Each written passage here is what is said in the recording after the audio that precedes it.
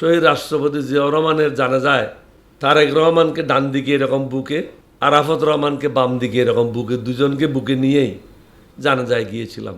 এবং জানাজা শেষে শহীদ রাষ্ট্রপতি জিয়াউর রহমানকে যখন কবরে নামানো হয় তখন আমি দুজনকে দুই পাশে বুকে জড়াইয়ে ধরে ওখানে দাঁড়িয়েছিলাম। আমার তো একটা দায়িত্ব রয়েছে। শহীদ রাষ্ট্রপতি জিয়াউর রহমান আমাকে বিদ্রোহ করার পরে ভাই ডেকেছিল, ভাইয়ের তো একটা দায়িত্ব রয়েছে। তারেক রহমান আমার সম্বন্ধে কি মনে করে না করে এটা তার ব্যাপার, কিন্তু আমি জেনে শুনে বেইমানি করতে পারবো না। প্রেসিডেন্ট জিয়ার খুনি ধরা পড়েছে, তার কাছে কি গুরুত্বপূর্ণ তথ্য থাকতে পারে? এটা আমি বলতে পারবো না, কারণ আমি মুজাফফরকে কখনো দেখিও নেই, তার নামও আমি শুনি নেই। সুতরাং এই ব্যাপারে আমি কোনো মন্তব্য। আপনি তো সাবধান করেছিলেন জিয়াউর রহমানকে, তখন পরিষ্কারভাবে সাবধান করেছি। প্রথমবার সাবধান করেছি 17 এপ্রিল, ফ্রাইডে ছিল, 11:30 বঙ্গভবনে। দ্বিতীয়বার সাবধান করেছি উনাকে 22শে মে। উনাকে অনুরোধ করেছিলাম আপনার নিরাপত্তা বৃদ্ধি করেন, আপনার নিরাপত্তা ঠিক করেন, কারণ আপনার বিরুদ্ধে ষড়যন্ত্র হচ্ছে। আমাকে ওখান থেকে সরানোর মূল কারণটাই ছিল তাকে হত্যা করার জন্য। ওনার সাথে আমার কথা হয়েছিল উনি আমাকে স্বরাষ্ট্রমন্ত্রী করে নিয়ে যাবেন। আমি যদি ওই সময় স্বরাষ্ট্রমন্ত্রীও থাকতাম তাহলে জিয়াউর রহমান সাহেবের নিরাপত্তা 100% নিশ্চিত করতাম। মন্ত্রিসভায় অনেকে ছিল যারা এরশাদের সাথে জড়িত ছিল। পরে আপনারা দেখেছেন কারা কারা এরশাদের মন্ত্রিসভায় যোগ দিয়েছে। সুতরাং এটা নতুনভাবে বলার কোনো অপেক্ষা রাখে না। সুতরাং তারেক সাহেব তো দুইটা অধ্যায় দেখেছে, একটা হলো ওনার পিতা শহীদ রাষ্ট্রপতি জিয়াউর রহমানের অধ্যায়, একটা হলো বেগম জিয়ার অধ্যায়। সুতরাং এই দুই জায়গা থেকে তিনি অভিজ্ঞতা নিয়ে এগিয়ে যাবেন, এটাই আশা করি। আপনি জিয়াউর রহমানের সময়ও জিয়াউর রহমানকে সাবধান করেছেন, আবার বর্তমান সরকার মাননীয় প্রধানমন্ত্রী তারেক রহমানকেও আপনি সাবধান করেছেন। এই বিষয়টা আপনার কাছে কেমন লাগে? যে উনি আমার ছেলে মেয়ের বয়সী, আমার বড় মেয়ের সাথে একসাথেই শাহীন কলেজে লেখাপড়া করেছে।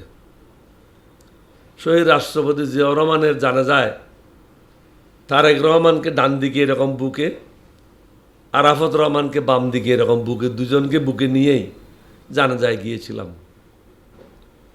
এবং জানাজা শেষে শহীদ রাষ্ট্রপতি জিয়াউর রহমানকে যখন কবরে নামানো হয় তখন আমি দুজনকে দুই পাশে বুকে জড়াইয়ে ধরে ওখানে দাঁড়িয়েছিলাম। সুতরাং আমার তো একটা দায়িত্ব রয়েছে। শহীদ রাষ্ট্রপতি জিয়াউর রহমান আমাকে বিদ্রোহ করার পরে ভাই ডেকেছিল, ভাইয়ের তো একটা দায়িত্ব রয়েছে।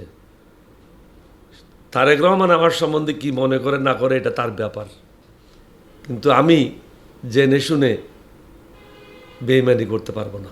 মানে এখনো কি সেই আগের মতোই আগলে রাখতে চান? বা অবশ্যই, কোন নিঃসন্দেহে। শুধু তারেক রহমানকে না, যে কোনো লোকের যদি কোনো বিপদ হয় আমি যদি জানতে পারি তাকে সাবধান করা, এটা আমার নৈতিক এবং ধর্মীয় দায়িত্ব। প্রধানমন্ত্রীর ভারত সফর কি করা ঠিক হবে? ভারত সফর করার তাড়াহুড়ো কি? যে ভারত আপনাকে চারিদিক থেকে কাঁটাতারের বেড়া দিয়ে ঘিরে রেখেছে তাদের সাথে এত মাখামাখি করার দরকারটা কি? আগে আমাদের অভিন্ন নদীর পানিগুলি ছেড়ে দেখ, তিস্তা নদীর পানি ছেড়ে দেখ, পদ্মার পানি ছেড়ে দেখ, কাঁটাতারের বেড়া উঠে নেক, গুন্ডা পান্ডাদের প্রধানমন্ত্রী না করে বাহার লোকদেরকে বিভিন্ন রাষ্ট্রে প্রধানমন্ত্রী করুক, একটা শান্তি বিরাজ করুক। ইউরোপের বিভিন্ন দেশে আপনি যদি যেতে হলে কোনো ভিসা দরকার হয় না, তাহলে আমাদের এখানে আপনি যদি আমাদের বন্ধু হন তাহলে আমাদের ভিসা দরকার হবে কেন? আমরাও তো ফ্রিলি একে অপর দেশে যেতে পারি। বন্ধুত্ব শুধু কথার মধ্যে সীমাবদ্ধ থাকলে হবে না, বন্ধুত্ব আমাদেরকে বাস্তবে দেখাতে হবে, তাহলে বন্ধুত্ব হবে। আপনি মানুষের ক্ষতি করবেন আর বক্তব্য দিয়ে বলবেন আপনি আমার বাবা, এটা তো হয় না। দেশকে কোন উচ্চতায় দেখতে চাচ্ছেন আপনি? তারেক রহমান সাহেব একটা অপূর্ব সুযোগ পেয়েছে। তিনি যদি শত্রু মিত্র ঠিকভাবে চিহ্নিত করতে পারেন, সঠিক লোককে সঠিক জায়গায় বসাইতে পারেন, এটাই উপযুক্ত সময় বাংলাদেশকে সবচেয়ে উঁচু জায়গায় নিয়ে যাওয়ার, এবং লোক বসে আছে আপনাকে সাহায্য করার। অনেকে হাত পেতে আছে বাংলাদেশকে সাহায্য করার। কারণ আমি শহীদ রাষ্ট্রপতি জিয়াউর রহমানের সাথে বিভিন্ন রাষ্ট্রপ্রধানদের সাথে কথা বলার সুযোগ হয়েছিল। অন্তত 40-50টা দেশের রাষ্ট্রপ্রধানের সাথে ঘনিষ্ঠ সম্পর্কও ছিল। আমি মনে করি এটা অপূর্ব একটা সুযোগ পেয়েছে, তাকে সেটা কাজে লাগাইতে হবে। বন্ধু এবং শত্রু চিহ্নিত করে তাদেরকে কাজে লাগাইতে হবে। আপনি যদি রিক্সা চালকও চালক, ড্রাইভার, ট্রাকের ড্রাইভারও ড্রাইভার, জিপের ড্রাইভারও ড্রাইভার, কারের ড্রাইভারও ড্রাইভার, প্লেনের ড্রাইভারও ড্রাইভার, তো রিক্সা চালককে যদি আপনি প্লেন চালাইতে দেন সে পারবে না। প্লেন চালককে যদি রিক্সা চালাইতে দেন সে সুন্দরভাবে রিক্সা চালাতে পারবে না।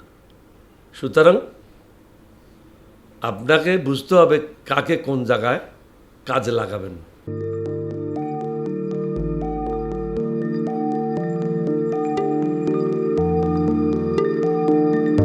পহেলা জানুয়ারি 2026 ইউটিউব জার্নালিজমের অগ্রদূত changeTV.press সংগ্রাম মুখর 7 বছর পেরিয়ে পা রাখলো গৌরবান্বিত 8 বছরে। এই আনন্দ প্রহরে সবাইকে নিরন্তর শুভেচ্ছা। আমি নিজেকে ধন্যবাদ মনে করি। আমি সৌভাগ্যবান, চেঞ্জ টিভির পক্ষ থেকে আমার সাক্ষাৎকার নেওয়ার জন্য তারা আসছেন, এবং চেঞ্জ টিভি দীর্ঘ 8 বছর ধরে এই কাজগুলি করছে। আমি তারা অনেক ভালো কাজ করেছেন, দেশের মানুষের সুখ দুঃখের কথা প্রত্যক্ষ তুলে ধরছেন। আমার আশা থাকবে চেঞ্জ টিভি সামনের দিকে উত্তরোত্তর আরো সমৃদ্ধ হবে। একটাই শুধু আমাদেরকে উপদেশ দিতে চাই তাদের কাছে, সেটা হচ্ছে সত্য কথাটা মানুষের সামনে তুলে ধরা, মানুষের ভিতরে কি চায় তাদেরটা তুলে ধরা, মানুষের প্রত্যাশা তুলে ধরা, এবং মানুষের মধ্যে এই যে দেশাত্মবোধটা এবং সত্যবাদীটা এটা জাগরণ করে চেঞ্জ টিভির সামনের দিকে এগিয়ে যাবে।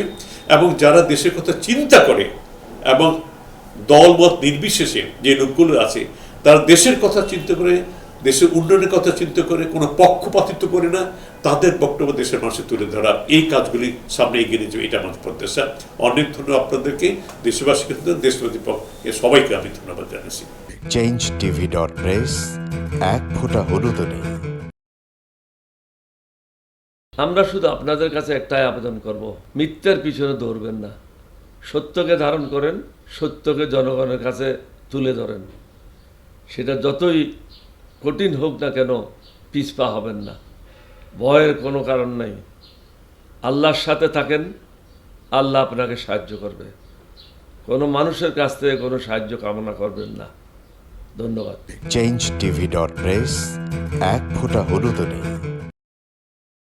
হ্যাঁ, চেঞ্জ টিভি আমি বিশেষ কারণে দেখি সুযোগ পেলে, বিশেষ করে তোমার অনুষ্ঠানটা যখন হয় আগে পরে আমি দেখে থাকি, ভালো লাগে, উপস্থাপনা ভালো, মোটামুটি সব কিছু ভালো। আমি তাদের শুভকামনা করি, এবং চেঞ্জ টিভি আমি আশা করি সবসময় নিরপেক্ষ, যেহেতু এই চেঞ্জ টিভিটা সংবাদ প্রচারের একটা মাধ্যম, সুতরাং সঠিক সংবাদটাই চেঞ্জ টিভি প্রচার করবে, এটাই আমার কামনা থাকবে তাদের কাছে।